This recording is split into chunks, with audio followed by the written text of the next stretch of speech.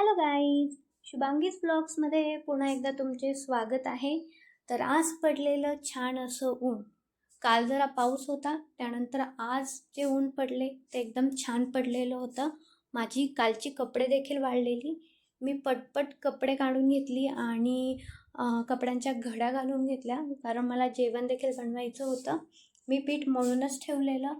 प्रश्न हा होता की भाजीला बनवायचं काय. तुम्हाला पडतो का हा प्रश्न की भाजीला रोज रोज काय बनवायचं? मी फ्रीजमध्ये चेक केलं तर मला 4 वांगी भेटली. म्हटलं चला आता ह्या वांग्यांचं भरीतच करूया. वांगी 4च होते म्हणून म्हटलं कांदे जरा मोठे मोठे घेतले म्हणजे भाजी पुरेशी होऊन जाईल आमच्या दोघांना. माझी आजी बनवायचं वांग्याचं भरीत आणि ती खूप छान बनवायची. मी म्हटलं आज आजीच्या पद्धतीने बनवूया वांग्याचं भरीत. म्हणून मी 2 कांदे जे घेतलेले त्याची साल काढून घेतली आणि म्हटलं ते बारीक कापून घेऊयात. तोपर्यंत मी कढई तापायला ठेवलेली, त्याच्यात थोडं तेल टाकलेलं आणि ती 4 वांगी होती. ती मी जरा कापून घेतली मधून, त्याचे 4 काप केले आणि मोठं जे मीठ असतं ना, मोठे मीठ, त्याचं थोडंसं मोठं मीठ मी त्या वांग्यांमध्ये भरलं आणि परतायला म्हणून टाकलं. म्हटलं जोपर्यंत वांगी परतून होतील तोपर्यंत माझा कांदा देखील चिरून होईल. आणि त्या अगोदर मी मशीनला कपडे देखील लावून टाकली होती. म्हटलं की स्वयंपाक करता करता माझी कपडे देखील होऊन जाईल.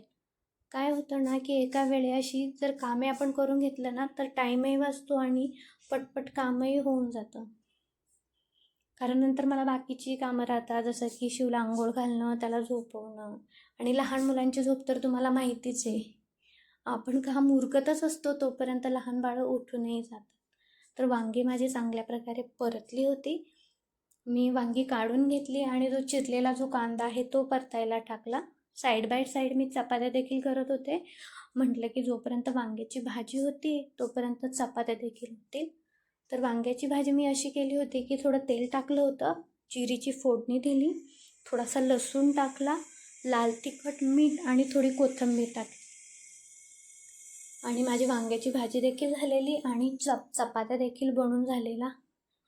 आता होता तो भांड्यांचा राडा. म्हटलं आता गॅस साफ तर करून घेतला आहे, भांडी पण घासून घेते म्हणजे किचनचं सगळं काम आवरेल आणि मग मला कपडे देखील वाळत घालायची होती. मग मी लागले भांडी घासायला. म्हटलं पटपट भांडी घासून घेऊ.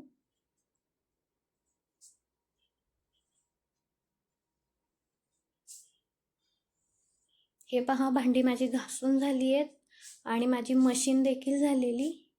म्हटलं आज ऊन चांगलं पडलं आहे तर पटकन मशीन लावून कपडे वाळून निघतील चांगली. तशी मशीनमध्ये बऱ्यापैकी ड्राय होतात कपडे, पण ऊन पडलं की जरा चांगली वाळून निघतात.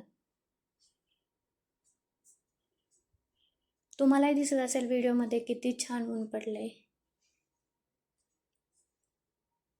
आणि मी माझ्या शॉर्ट व्हिडिओमध्ये हँगिंग पॉटचा एक व्हिडिओ टाकलेला, तुम्ही पाहू शकता.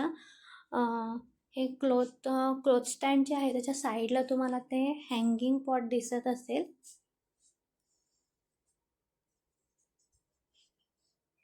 तर त्याची ऑलरेडी मी शॉर्ट्स व्हिडिओमध्ये टाकून दिलेली, तुम्ही ती शॉर्ट व्हिडिओमध्ये जाऊन पाहू शकता. तर माझे आता कपडे देखील वाळून झालेली आहेत. मला आता उरकायचा होता घरातला पसारा.